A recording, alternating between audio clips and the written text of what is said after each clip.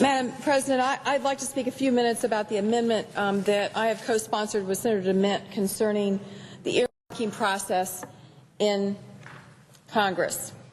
You know, it's very unusual that a problem is as bipartisan as this problem is. Spending public money is something that we should take very seriously. It's one of the most important things we do, and we all have to remember it's not our money. This spending of public money should be done on merit. It should be done on a cost-benefit basis. It should be done on getting the most bang for our buck. Spending public money should not be based on your political party. It should not be based on what state you come from. It should not be based on which committee you're assigned to. And it should certainly not be based on how politically vulnerable you might be in the next election. If you look at the numbers in terms of, for example, the minority members of the House of Representatives that represent primarily African American districts, it is frankly hard to explain that they get less in earmarking money than even the Republican members of the House. Why is that? Many of them are in politically safe seats.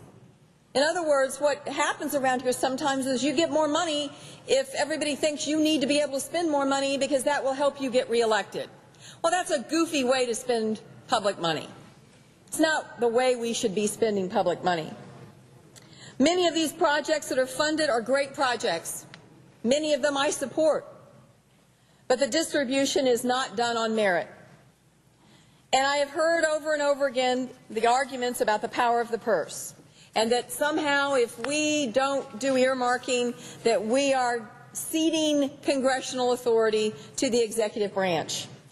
Well, Madam President, with all due respect, for 200 years, we did just fine without earmarking. I don't recall President Lincoln or Thomas Jefferson or FDR or LBJ saying that it was essential for the balance of power in our constitutional form of government to make sure that individual members of Congress have the ability to personally decide how to spend public money.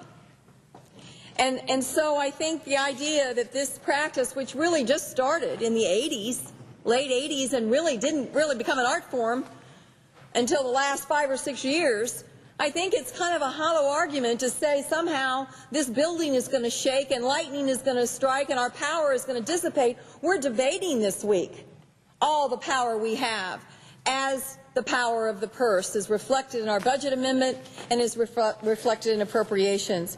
We continue to make the decisions and will always continue to make the decisions about the priorities of the way our government should spend its money. That is the way the Constitution was designed.